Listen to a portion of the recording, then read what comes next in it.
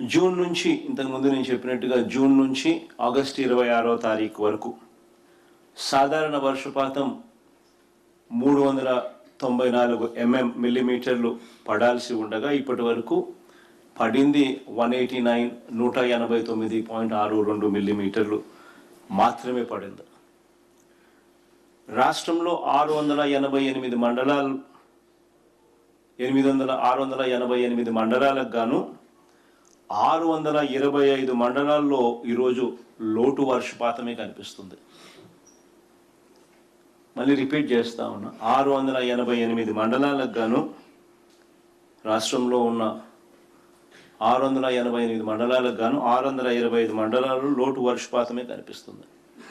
అంటే 91% రాష్ట్రం లోటు వర్షపాతాన్ని ఎదుర్కొంటా ఉన్న పరిస్థితి ఈరోజు రాష్ట్రంలో ప్రస్ఫుటంగా కనిపిస్తూ ఉంది. ఈ 625 ఎఫెక్టెడ్ మండలాలు, లోటు మండలాలలో 434 మండలాలలో లోటు వర్షపాతం ఉంటే, అంటే -19% కన్నా ఎక్కువ. మరో 191 మండలాలలో ఈ పరిస్థితి తీవ్ర లోటుగా ఉన్న పరిస్థితి మనం చూస్తూ ఉన్నాం. అంటే -19 నుంచి -59% దాకా.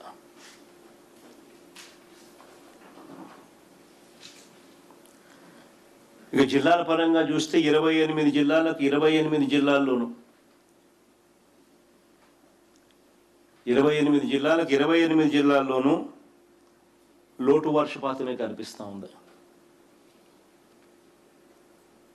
అల్లూరి సీతారామరాజు జిల్లా, విశాఖపట్నం జిల్లా, కాకినాడ జిల్లా, కోనసీమ జిల్లా, తూర్పుగోదావరి జిల్లా, పశ్చిమ గోదావరి జిల్లా, అన్నమయ్య జిల్లా, ప్రకాశం జిల్లా, నంద్యాల జిల్లా, చిత్తూరు జిల్లా, వైఎస్ఆర్ కడప, శ్రీ సత్యసాయి జిల్లాలో తీవ్రత ఎక్కువగా ఉంది.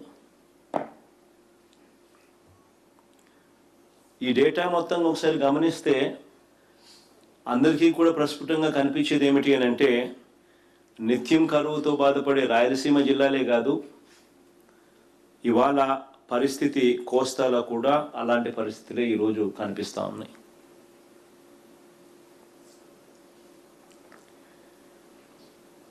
సరే, ఈ వెన్నుపోటు పార్టీ నాయకుడు చంద్రబాబు నాయుడు గారు, ఈ వెన్నుపోటు పార్టీ నాయకుడు చంద్రబాబు నాయుడు గారు మాత్రం ఇలాంటి పరిస్థితి ఉంది అని గుర్తించడానికి కూడా ఈ మనిషి ఇష్టపడడం లేదు.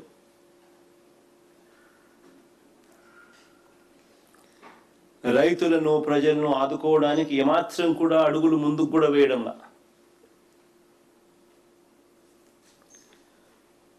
రాష్ట్రంలో దాదాపుగా ఈ ఖరీఫ్ పంట సాగు చూస్తే రాష్ట్రంలో 63 లక్షల చిల్లర ఎకరాలకు గాను కేవలం 50 లక్షల చిల్లర ఎకరాల్లో మాత్రమే సాగైంది.